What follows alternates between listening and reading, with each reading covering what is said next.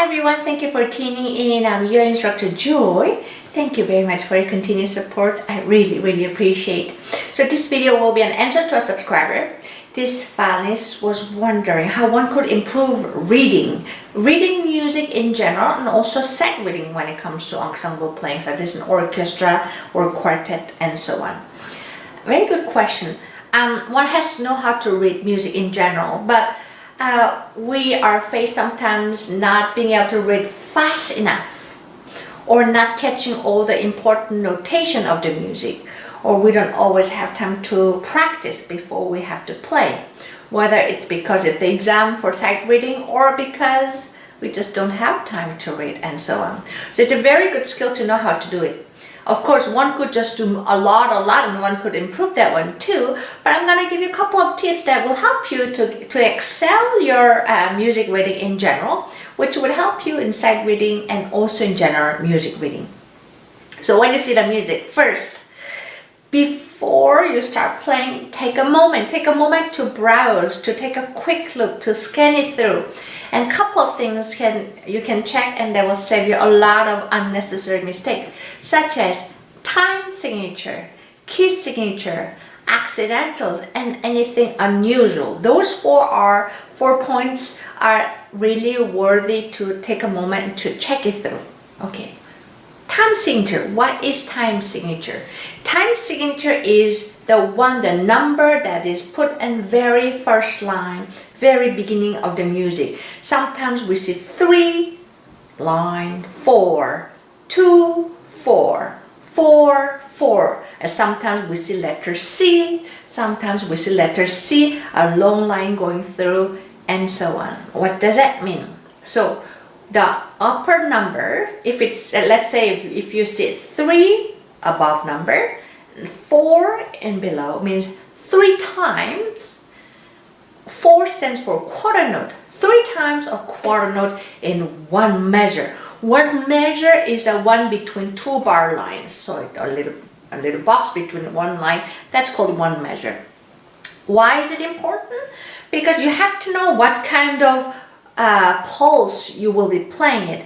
If you're playing 4 beats in a bar, 1, 2, 3, 4 versus 3, 1, 2, 3, the mood is very different, because the odd number gives a little, odd numbers in general we find it a little harder. So often when we have odd numbers, such as 3, 4, we're having a little hard time, or 5, 8, and so on. So make sure you check the time signature and count within yourself. So, and then make sure if you can match the heartbeat or your own inner beating with that time signature. Next one is key signature. Key signature is the one that you see at the beginning of the music. That's beginning of each line of the music you will see. Sometimes there's nothing, means there's no sharp, no flat needed, or there's one sharp, flats, and so on. Those are worthy to check it. Not only we know which note has to be played with sharps or flats, that says, but also it helps us to imagine certain key. Let's say if you see nothing in the key signature, that means it's a C major or A minor.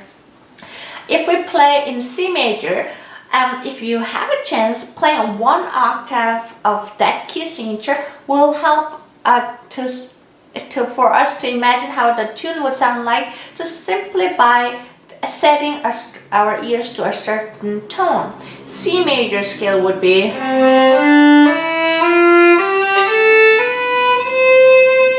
by playing 1 octave C major scale, you could do just more or up and down. Just help us to expect certain tone color or certain key. That helps us. Not only that, by playing that one, we also can expect which notes are half step.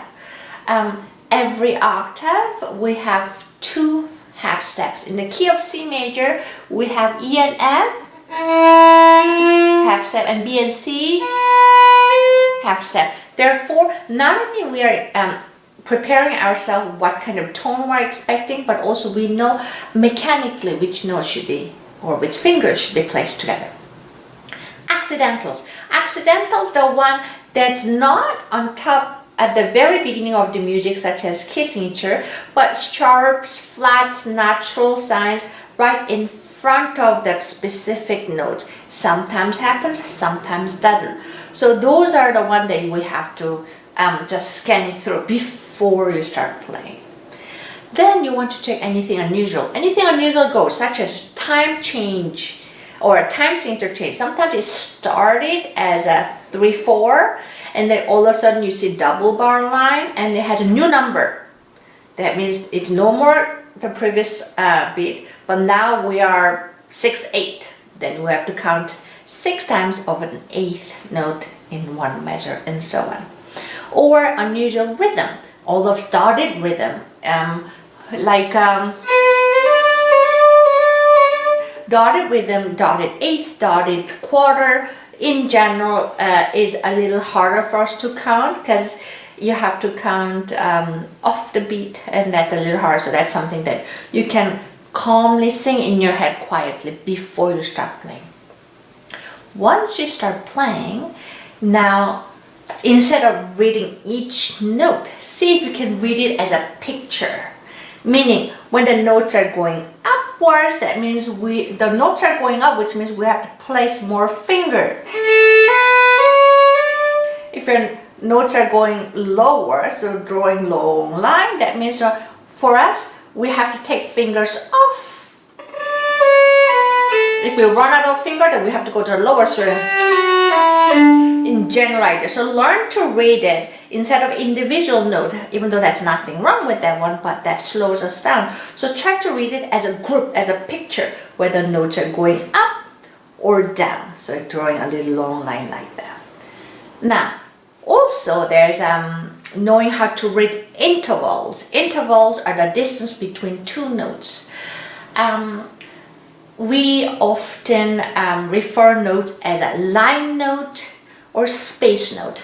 Line note is the one that the circle goes through the line and the stuff, or space notes are between those stuff lines.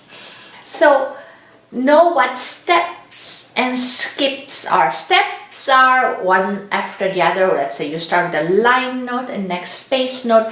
That means you just put one finger more. That's stepping. Skipping would be line to the next line or space note to the next space. That means you skip one note here or on and on like that. Of course, I'm overly simplifying, but just to give you a little quick idea. Now, when it comes to reading rhythm, that's a little hard. But when you look at carefully, not only try to see how long each note is, but also try to see the spacing between notes. Unless somebody has a very bad writing by hand and then they try to squeeze many notes together. Normally, when somebody is a little trained or the music is printed digitally, each measure has a specific space, and then each beat gets specific space. For example, I have one measure this far, and then if I have 2 half notes, each note would take a half of each bar. If I have 4 one-beat notes, and each one-beat note take exactly 1/4 of the space of the measure.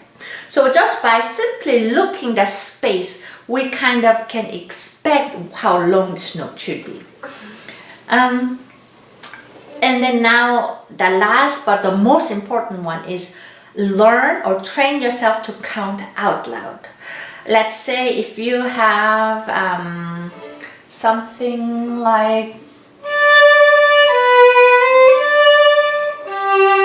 so here I have, this is the fastest and most complicated rhythm, and that's I'm gonna start the counting the note from, because here the fastest note was half beat long.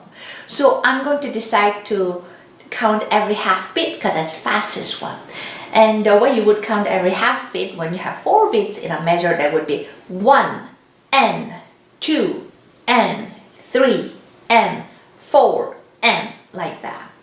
The best way of starting, if you can, is clapping the rhythm without the violin. I'm putting my violin down, such as 1 and 2 and 3 and 4 and 1 and 2 and 3 and 4 and 1 and 2 and 3 and 4 and once you have read it, so you can only concentrate the rhythm without being distracted with the notes. Then you pick up your violin and play same thing, but you count still.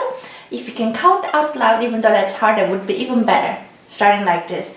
1 and 2 and 3 and 4 and 1 and 2 and 3 and 4 and on like that. Yeah.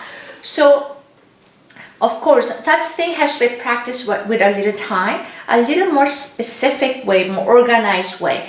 But in general, if you want to train yourself to read better and faster, try to pick music that's 2 or 3 levels easier than your current level, and try to play maybe 2 to 6 measures, and then record yourself, and so that you can listen and compare with music to see how correct you play. Yeah, I hope this was helpful. I hope you can try yourself, and then hopefully you will play better. Thank you for watching, and wish you all happy violin playing. Hope to see you again. Bye bye.